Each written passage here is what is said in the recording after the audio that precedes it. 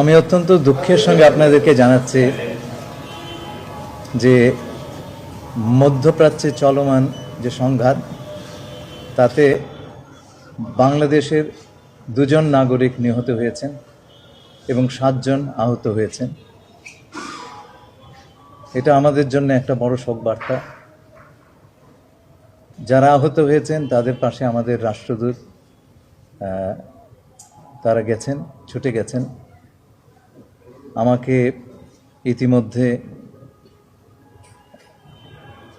কুয়েতের পররাষ্ট্রমন্ত্রী এবং বাহরাইনের পররাষ্ট্রমন্ত্রী ফোন করেছিলেন এবং কাতারের পররাষ্ট্র প্রতিমন্ত্রী।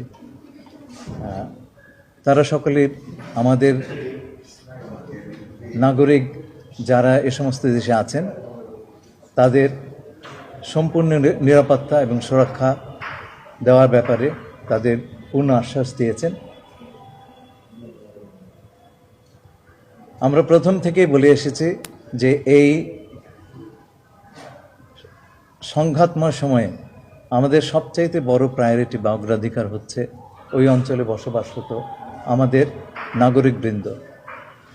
আমরা 1 ফেব্রুয়ারিতে যে প্রেস রিলিজটা দিয়েছিলাম সেটা আমরা শুরুই করেছিলাম আমাদের নাগরিকদের স্বার্থ সমুন্নত রেখে।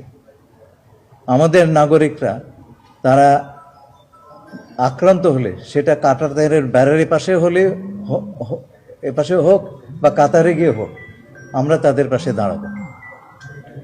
আমাদের সবচাইতে বড় জাতীয় স্বার্থ হচ্ছে আমাদের জনগণ। আমরা আশা করি যে এই সংঘাতে আর কোনো বাংলাদেশের প্রাণহানি